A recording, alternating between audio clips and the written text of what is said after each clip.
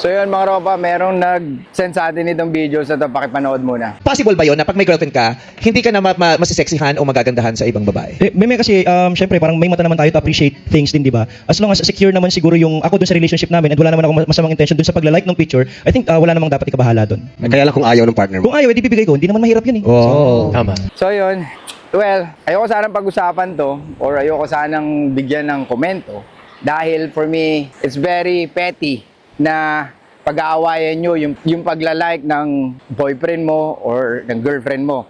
Kasi for me, it's not a fucking big deal, okay? Natural na may na-appreciate kang beauty, natural na nasa social media ka, pwede kang mag-like or highly likely magla-like ka talaga ng mga nagugustuhan mong pictures or videos, di ba? So, walang masama doon at hindi ko nakikita na pwedeng makasagabal sa pagpapaganda ng relasyon nyo yung pag-like ng pictures. Tsaka ito pa, kung nag-boyfriend ka para i-secure lagi yung nararamdaman mo, then you need to level up, okay? You need to be more mature, girl. Kasi pag yun lagi ang issue mo sa sarili mo, kahit sino pa maging boyfriend mo, lagi ka magkakaroon ng issue. Especially dyan sa mga social media at pagla-likes na yan. Tsaka ito pa, kaya ayoko rin na pag-usapan yung ganitong videos. Kasi in national TV, bakit kailangan gawing big deal or gawing issue yung pagla-like ng pictures, di ba? Maraming pwedeng pag-usapan na pwedeng much more informative kesa yung ganitong klaseng tanong, di ba? Kaya maraming na-impluwensya ang kabataan. Kaya number 1 tayo na the most emotional countries in the world. What the fuck, man? Imagine that. So ngayon nagtataka ka, bakit ang drama mo? Ngayon nagtataka ka, bakit sim ka? Ngayon nagtataka ka, bakit lahat ng pinakikinggan mo music, puro kadramahan? At ngayon nagtataka ka kung bakit ang relationship mo is stressful. Eh, tanga ka pala eh. Tignan mo nga yung ginagalawan mo, tignan mo nga yung environment mo, at lalong tignan mo kung paano ka magdesisyon, ropa. Okay? Kaya mga ropa, ulitin ko, walang problema kahit mag-like ka na mag-like ng mga pictures ng iba. Okay? Ang importante dito is kung paano mo dalhin yung relasyon mo. Okay? May karapatan ka mag-like na ibang pictures, may karapatan ka mag-like na ibang videos. Okay? Hindi niya hawak ang desisyon mo sa mga ganung bagay. Kung gusto mong protektahan yung nararamdaman niya, hindi sa ganung paraan. So, paano po protektahan yung kanyang nararamdaman? Unang-una, bakit kasi pumili ka ng babaeng alam mo nang very insecure sa mga ganyan? Kaya nga lagi ko sinasabi sa inyo, kilalanin nyo muna yung mga babae na jojowain nyo. Ngayon kung ganyang bagay magiging issue, stressful yan, ropa. Instead na mas ma-appreciate nyo yun, uy, let's say for example, yung girlfriend mo nakita niya, uy, nilike niya to. Ganito pala yung mga trip niya. Kumbaga, she's slowly discovering kung ano yung mga nagpapa-stimulate ng emotions bilang lalaki, di ba? Hindi yung gagawin niya is she will use that against you. That's fucking bullshit. Kaya nga karamihan lalaki nagsisinungaling dahil alam nila na pwedeng iba yung isipin ng mga babae. Di ba? Because women are what? Looking for security. Pero kung lagi mong isi-secure yung sarili niya o isi-secure mo yung nararamdaman niya dahil you don't want her to feel bad, then paano yun? Paano ka makakagalaw nun? Di ba? Ang dapat niyang gawin is siya yung mag-level up. Di ba? Especially kung paano niya dadalhin or kung paano niya i-face yung mga insecurities niya. Hindi siya lalaki para maging territorial. Alright?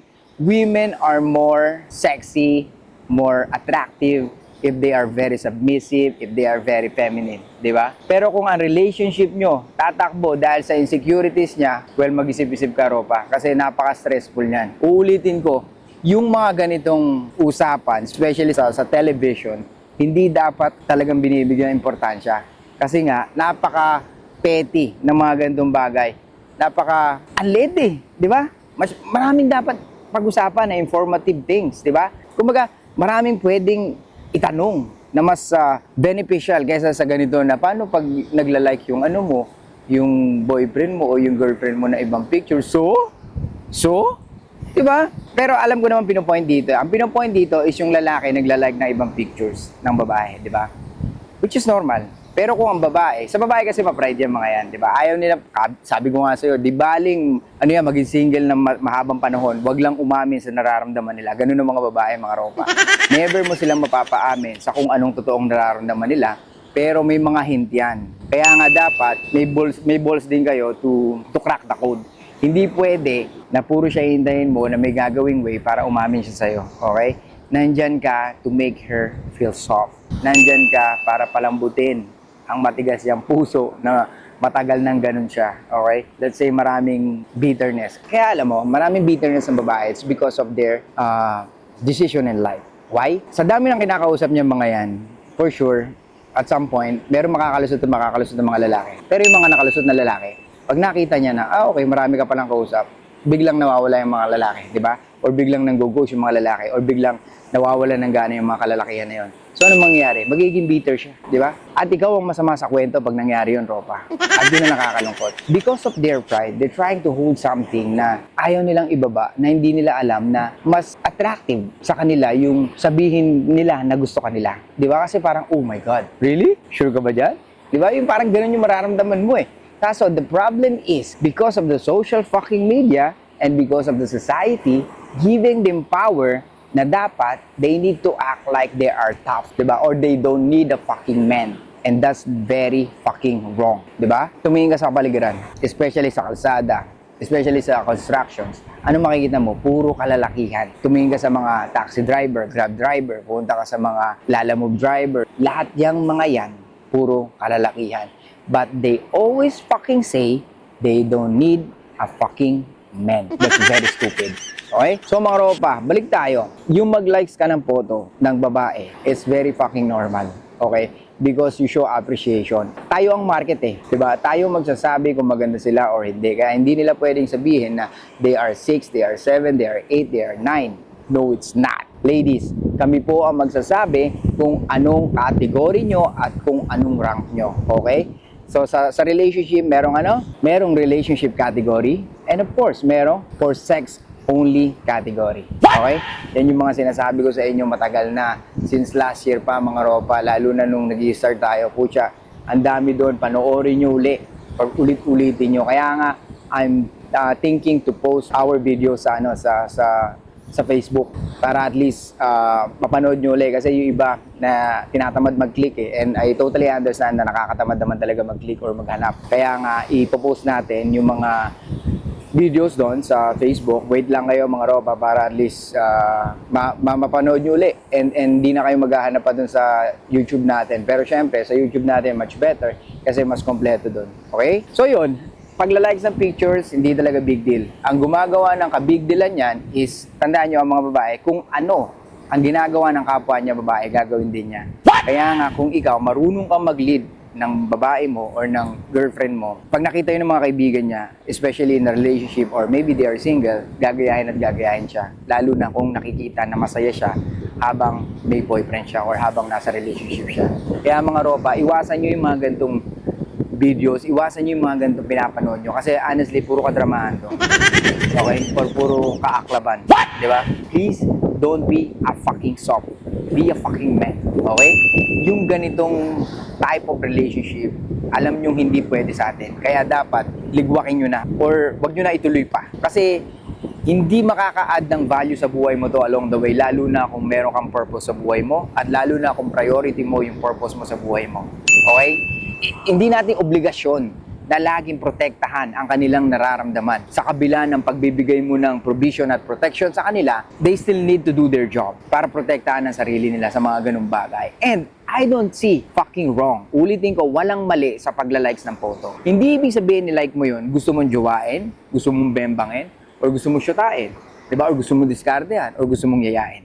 Diba? And like I said, from our previous fucking videos, and like I said many times, men want quantity, women want quality. Okay?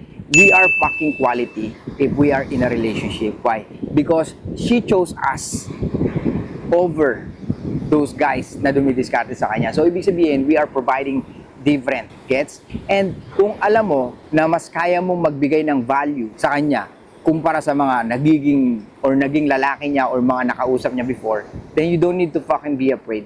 Okay? Hindi mo kailangan matakot na ako baka masaktan ko na naman yung damdamin niya. Naku, baka mamaya magalit na naman siya sa akin. Stop being a fucking simp. Okay? Diyan nag-i-start lahat ng mga kasimpan nyo. Yung ayaw nyo ng conflict, yung ayaw nyo ng diskusyon, ayaw nyo ng pinagtatalunan.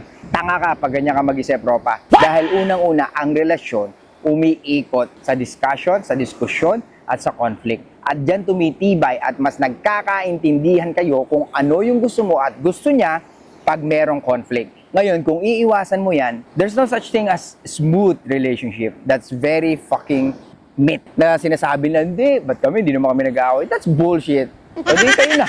Di ba? Pero I don't fucking believe na hindi sila nag-aaway. Maybe they keep it to themselves. Yan yung mga tao na anytime pwedeng sumabog or anytime pwedeng mawala ng gana sa isa't isa. Kaya ulitin ko mga ropa, iwasan nyo yung mga gantong palabas, iwasan nyo yung mga gantong discussion na alam nyo na pambata or alam nyo na hindi makakatulong sa inyo bilang lalaki. Lalaki ka, hindi mo kailangan ng mga gantong palabas, ropa. Lalaki ka, hindi mo kailangan magdrama. Lalaki ka, hindi mo kailangan mag-emo. Lalaki ka, at ikaw ang magdadala ng relasyon mo. Okay? Huwag kang tanga, huwag kang bobo, huwag kang emotional, huwag kang sensitive, huwag kang masyadong feeling mo, inaatake ka lagi, huwag kang masyadong reactive.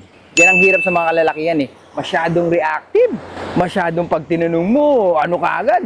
Combative ka agad. Kaya nga sabi sa inyo mga ropa, basahin nyo yung Dawa Badas, nandun yun. Yung mga taong combative, yan yung di mo makakasundo mga ropa, kaya nga dapat di nyo na pinakikinggan yung mga ganyan or dapat hayaan nyo na sila. Huwag kayong magsasayang ng oras sa mga ganun tao, okay? Especially, yung feeling nila lagi, ina-attack sila. Kung ang ginawa mo lang naman ay nagtanong ka. Kaya mga ropa, yung mga ganyan, huwag kayong makipagtalo, especially sa mga comment section, okay?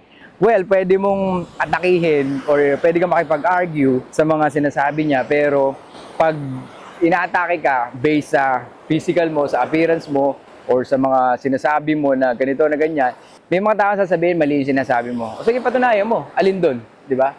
Ang dali sabihin eh, di ba, na mali yung sinasabi mo, saan doon? Alin doon? Di ba? Dapat i-rebut mo. Dapat i-ano mo yung clip na yun, di ba? Kumbaga, i-save mo. Tapos, or sabihin mo sa lahat ng tao na ito mali itong sinasabi niya. Di ba? Yun pwede pang maniwala sa'yo. Pero kung panay ngaw-ngaw ka lang, walang mangyayari doon. Okay? Tuturo ko kayo, ropa. Kung gusto nyo lumupit, makipag-argue, piliin nyo yung mga sinasabi niya na tingin nyo mali para sa inyo, pero dapat make sure kaya nyong panindigan na mali yung sinasabi niya or kaya nyo makipag-debate hanggang sa maubusan kayo ng salita sa isa't isa. Okay? Again, uulitin ko, anong natin dito? Anong takeaway natin dito? Ang takeaway natin dito is huwag tayong masyadong magsayang ng oras sa mga ganitong palabas. Okay? Pangalawa, lalaki ka, ulitin ko, huwag kang masyadong sensitive, huwag kang masyadong combative, huwag kang masyadong reactive. Okay? Kasi may nagtanong sa atin, how can I control my emotions? You cannot control your emotions. All you have to do is, your emotions is your greatest friend. Okay? That's your ally. It's normal to feel something because we are human beings. Pero kung lagi mong bebabyhin yan, kung lagi mong i-romanticize yan, walang mangyayari sa Europa. Kaya nga ulitin ko, okay, gamitin natin analogy na every morning pumapasok ka. Di ba? So 8 a.m. pasok mo, natutulog ka mga 12, sabihin natin 12, para at least meron kang 6 to 7 hours of sleep. Tama? So, pag natulog ka ng ganong oras, ibig sabihin, nagiging habit mo. Tama? So, pag nagiging habit mo, nagkakaroon ka ng body clock. Tama? Kinokontrol mo ba yung emotions mo doon? Hindi. Pero kinokontrol mo yung katawan mo para sumunod sa mga dapat mong gawin. So, same thing mga ropa. Para hindi ka maging emotional, isipin mo lagi, anong mapapala ko sa pukin ng inantong pag-uusap na to? Anong mapapala ko sa mga gantong videos na wala namang katuturan or wala namang maipoprovide sa buhay ko? Ganun lang kasimple mga ropa. Uulitin ko sa inyo, kalaban nyo ang sarili nyo, hindi ibang tao, most of the fucking time. Okay? Kaya, be friendly with your emotion. Okay? It's okay to feel emotions, walang problema, but never ever be ruled by your emotions. Don't be combative, don't be fucking reactive. Huwag kang masyadong sensitive, ropa. Okay? So yun lang guys, thank you so much. I'll see you guys next time. See you in my next vlog. Show love, peace out, and be fucking mysterious. Bye-bye!